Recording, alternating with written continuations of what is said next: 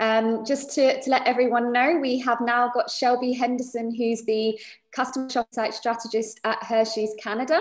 Shelby has over 10 years of experience in category management and shopper insights, spanning multiple companies, categories, and retail partners. In her current role, she leads the baking, seasons, and shopper insights team at Hershey Canada. And you're going to be talking to us today about how we can understand online shopping behavior, both during the pandemic and beyond, I believe. So that's very current, very relevant. So really looking forward to your session, and over to you. Absolutely, thank you. So hopefully I'm one of the lucky ones and my screen sharing works here. So let me know if you can see it. Let's see. Yeah, absolutely. Good to go. Perfect. Thank you. Wonderful. So thank you for having me, and everyone, thank you for joining my session. As Sarah said, my name is Shelby Henderson, and today I'll be taking you through shopper behavior that we've seen during the pandemic and what we can expect to see in the months to come. So I will be first sharing two pieces of research with you, and I'll briefly review the objectives we had and the methodology. Then we'll dig into the COVID-19 impact to shoppers and e-commerce in general in Canada, identify and prioritize some shopper challenges to overcome, and highlight some potential opportunities throughout the shopper journey. And finally, we'll wrap up with some key concepts and takeaways.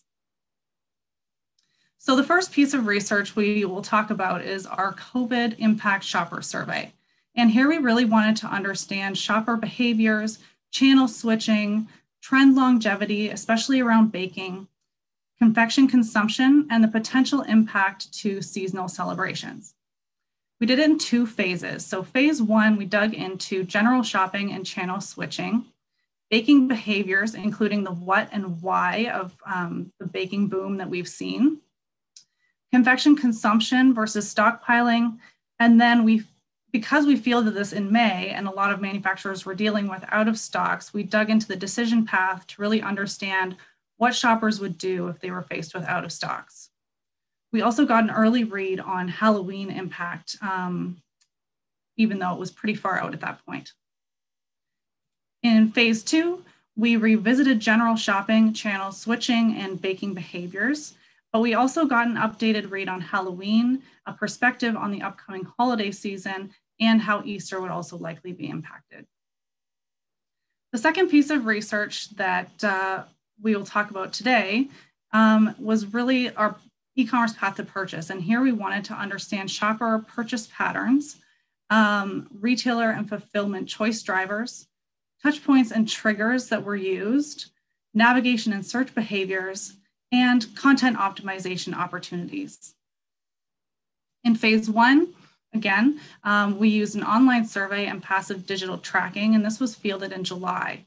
Here we really wanted to understand shopper behavior, understand some awareness gaps of retailer options available, as well as fulfillment options, uncover some shopper hurdles and challenges that shoppers may face, as well as optimize our trade spend ROI by understanding the most used and spend driving touch points.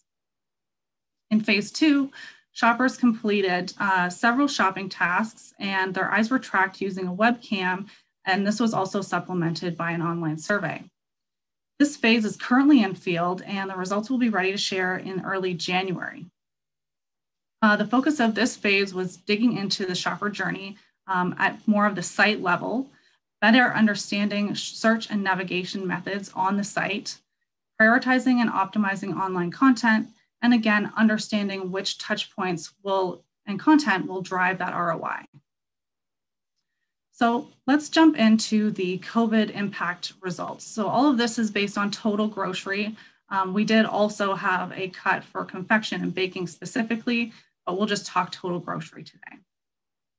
So Canadians are certainly feeling less optimistic, even likely more now than when we fielded this in late August, early September. And this was already looking more negative than what we had seen in May. And now most shoppers believe that COVID will last at least 7 more months. So it looks like these trends are going to stick around for quite a while. And when we look at behavior changes, there are 4 key themes. The first being safety, and I think this is the most obvious since it's required in many regions. Many shoppers are also limiting their time spent in stores and making a shopping list, making fewer trips, shopping off-peak, as well as going to those one-stop shop retailers, as Charlie mentioned earlier today. And most shoppers do plan to continue this for the foreseeable future, as we can see in the lighter colored bar. Value has seen the most significant increase from our May survey, with income supports expiring and wallets tightening. However, it is worth noting that the level of switching to private label does vary widely at the category level, depending on brand importance and shopper choice. And finally, the reason why we're all here, online. The majority of shoppers are buying online as much as possible, with some shopping online exclusively, and many, again, planning to continue these behaviors in the future.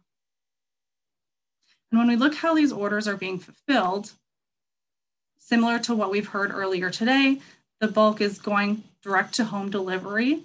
However, we can see that there are a significant portion of shoppers who are exclusively doing click and collect. In terms of the retailers recently shopped, we do generally see shoppers shifting more into discount retailers, again, with that wallet tightening behavior. However, Sobeys is also kind of riding that one-stop shop trend and gaining some shoppers that way. And we can also now see that Amazon is in the top 10 retailers shopped in the past month, as of the beginning of September, with Walmart.ca and Costco.ca coming in at 10 and 5% respectively. We also saw that compared to May, shoppers were shopping more retailers in general, a broader group of retailers. However, as we see COVID cases increasing, we can kind of expect this to come back down to closer to the levels we were seeing in May. And to better understand the channel shifting dynamics, we not only asked shoppers where they're currently shopping, but also where they would shop if the COVID situation got better. So we can see here that, again, they will return to a wider variety of retailers shopped, still very much shopping online, however. And if things get worse, it really seems, that shoppers will continue to buy more online, but this time, dissimilarly to what we saw in the springtime, they're shifting again more into that discount channel with the wallet tightening. Whereas before we saw they were willing to pay a little bit of a premium, willing to go to conventional to make sure that they could get everything that they needed in one stop, and everything was going to be in stock. And this was really validated with our Path to Purchase study that we fielded in the summer, where nearly half of shoppers are intending to continue to shop online more, both currently and in the future, should we return to normal. So next we'll talk about some shopper challenges that are faced in the e-commerce environment in Canada. First, let's take a look at some shopper awareness of grocery specifically availability. And here we can see that Amazon and third-party delivery do have some work to do compared to conventional grocery, Walmart, and meal subscriptions. However, discount retailers and Costco are really where there's some significant gaps to close. And again, we saw, Costco's new partnership with Instacart, and so they're making those services more available, which I think was part of the issue, but now we need to lean into making shoppers aware that those services are now available. And in terms of fulfillment, it makes sense that home delivery is the most known when it's also the most used, as we saw earlier in the deck. However, usage of click and collect and third party being used less could be due to the awareness gap that we see here. And we can also see that very few people are aware of secondary location pickup, like Penguin Pickup. And with transit being used less often, this isn't necessarily worth the effort in our current situation, but it should probably be reevaluated in the future. Now, for what's really important to shoppers. The main thing they want is fresh, quality products in stock. However, we can see on the challenges side, that, again, not trusting others to select their produce, as we've heard earlier today, substitutions and other errors are really the biggest hurdles from that respect. Next, we can see that low cost, flexible, and fast delivery are also highly important, with delivery cost being the most challenging aspect of the delivery process, as well as lead time and finding available time slots, which was much more of a challenge in July when we fielded this survey. Prices are also important, especially as more shoppers are looking for value, as we saw earlier in the presentation. However, products online are often at a higher retail and are not always subject to the same promotions as in store. It's also more difficult to compare prices across brands and sizes, so there's some work to be done here. Accurate content, as we've heard earlier today, and easy navigation are also important for shoppers. But we do see on the challenges side that fewer have difficulty with navigation in relation to other issues that they're facing. And shoppers also want to see more variety online. They consider rewards and subscriptions when they're purchasing. And so those are factors to consider too. So we can see here that quality, delivery, and prices are really those must-have factors, while content, variety, and loyalty programs can really help optimize, build on those foundations, and take your business to the next level. Now, let's take a look at the confection and baking category shopper journey to uncover some directional insights.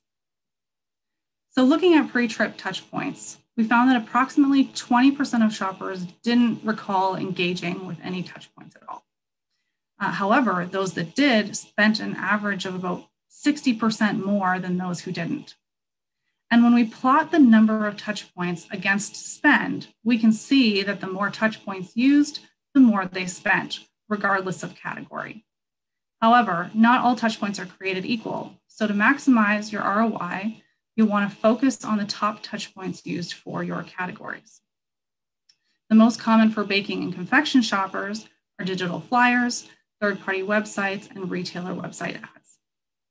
We also see TV and radio come through here, as well as recipes and even paper flyers. And this will vary depending on the category dynamics and the demographics. Looking at during trip touchpoints, we see a similar trend, but higher engagement with touchpoints overall, with only 12% not engaging. But again, driving that about 60% increase in spend, which is great to see.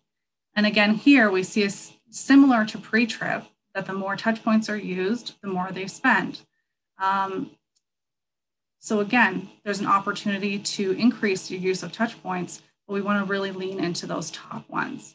So here, we can see that similar to in-store, sales and promotions are the #1 used and spend driving touchpoint, followed by retail flyers, ratings and reviews, as we discussed, as well as similar product suggestions. We see recipes come through here as well, but also the previous items purchase list that we've heard about earlier today.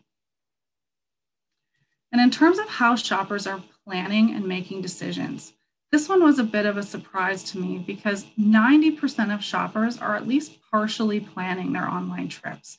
I think there's a perception out there that it's very impulsive and a lot driven by browsing behavior, but we see also that 20% of shoppers fully plan their trip. And again, this is total grocery, so it would likely vary by category, but it's an interesting insight nonetheless.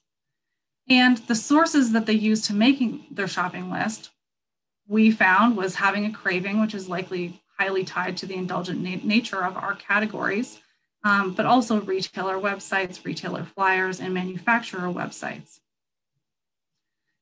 They also used general meal planning and recipes as well to drive that shopping list. So once they plan their trip, the decisions made for online shopping are slightly different than what we see for bricks and mortar, with the first consideration being in stocks. While the bricks and mortar decision tree, we see that consumption occasion is the first decision, with the rest of the decisions falling out fairly similarly. So the keys to success here are really getting on that list in the first place during the pre-shop activities. Always be in stock so that you don't disappoint. optimize your content and navigation to make shopping easier, and consider how you can potentially create occasion destinations online, because that's how shoppers are more naturally used to shopping. And finally, if you didn't get on the list in the first place, there are still opportunities to break through during and interrupt during the shopper journey. And we can do that with prompts. So we found that 74% of shoppers added a prompted item to their basket and ended up spending 56% more than if they hadn't been prompted. We also see that for confection and baking items, that most of the items were added to the cart either at the beginning or the middle of the shopper journey. And so we can directionally assume other grocery categories were similar. So knowing that prompts drive conversion, there may be an opportunity to actually prompt earlier in the shopper journey when it's more relevant and groceries are actively being shopped, versus at the checkout when we, would see impulse in the typical in-store shopper journey. So bringing it all together, we can see that online is obviously here to stay. So we saw that 37% of shoppers will shop online whenever possible in the future. That was over half currently. And 23% will continue shopping online exclusively in the future.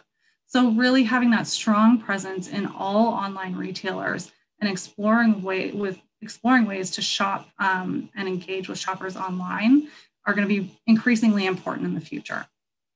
Amazon.ca, as we saw, is also now in the top 10 of Canadian retailers shopped in the last month.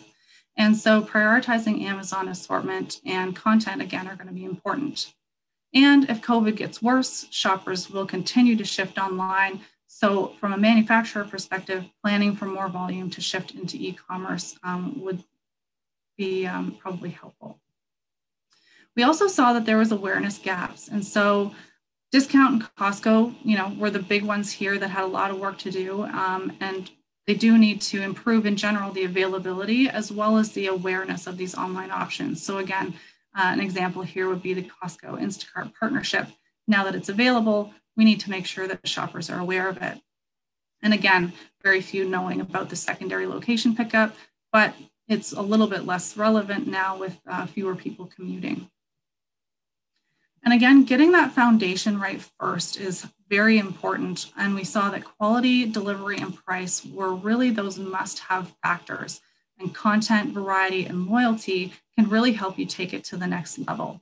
So ensuring that top sellers are in stock and easy to shop, as well as matching online promotions in store wherever possible, and providing accurate content and search tags will help that ease of shop. The other piece here was that the number 2 hurdle in general was delivery cost after picking your own fresh produce. And so there's really an opportunity to continue to entice trial with either subsidized or free delivery to get people to try it, get people to start building that My Items list and coming back more frequently. We also saw that there was an opportunity to leverage touchpoints more online, with a 60% increase in spend when touchpoints are used. So again here, leveraging more touchpoints to drive spend. I think that makes sense. However, really want to maximize your ROI and your investment increase by understanding what the top touchpoints are. And we saw that those were digital flyers and website ads for pre-trip, as well as sales, flyers, and reviews during trip.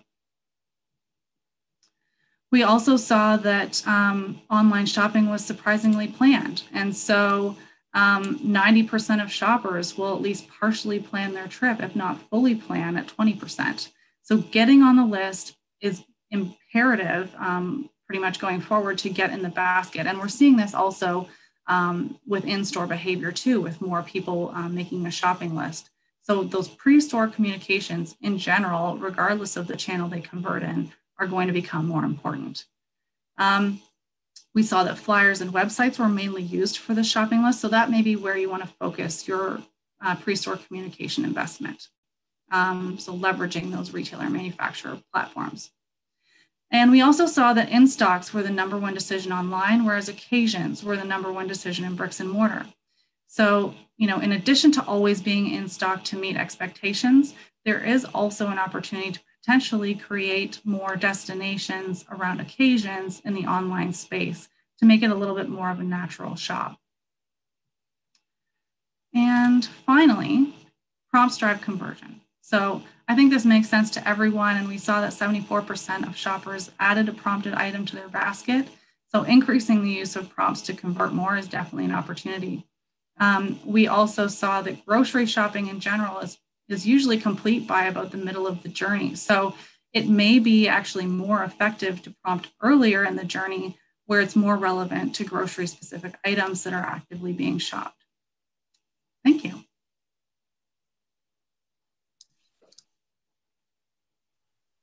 Well, thank you so much, Shelby. That was really detailed. Lots of really new insights, I think, that we haven't seen before. So really interesting to see. Thank you so much.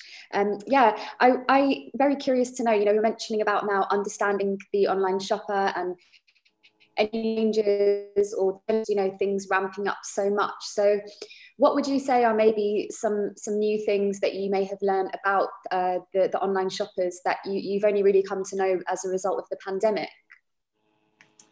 I think just the increase in general, we've seen that people are a lot less picky in online than they are in store. And so there's kind of that good enough factor. But I think as those out of stock issues have kind of resolved, we'll see people going back to more of their favorite brands. Right. Yeah, no, that's a good point. I think the shopper loyalty plays a big part, doesn't it? Mm-hmm. What would you say, maybe, talking of things like out of stock and things like that, what would you say have been some of the big challenges that you may have faced, with being able to adapt or engage with the consumers during the pandemic, and maybe share, if you could share a little bit about how you tried to overcome those challenges? For online specifically? Yeah. Yeah.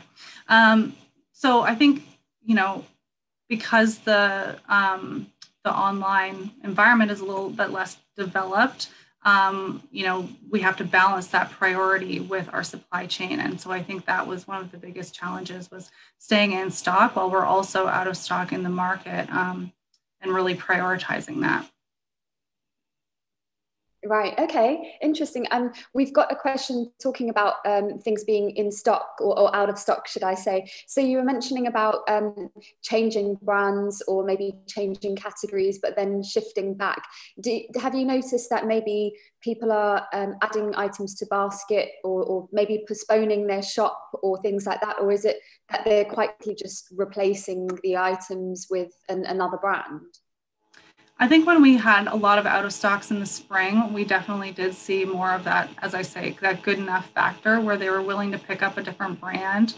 However, at that time, they really weren't walking away unless they were willing to take their entire basket somewhere else, because again, they're really trying to minimize those trips. They didn't want to have to go to another store that may potentially be busier. And so it really did vary by category, though. The walkaway rates and the switching that we saw between confection was very different from what we saw in baking. Right. Okay. And just one more quick question then. We'd love to know maybe what would your biggest piece of advice be to brands that are really now, in that kind of stage where they're looking to scale up, especially as a result of this shift online on, how to understand the online shopper? Yeah, I think, from a retailer perspective, it's definitely getting those foundations correct that we talked about, the quality, the delivery, and the prices.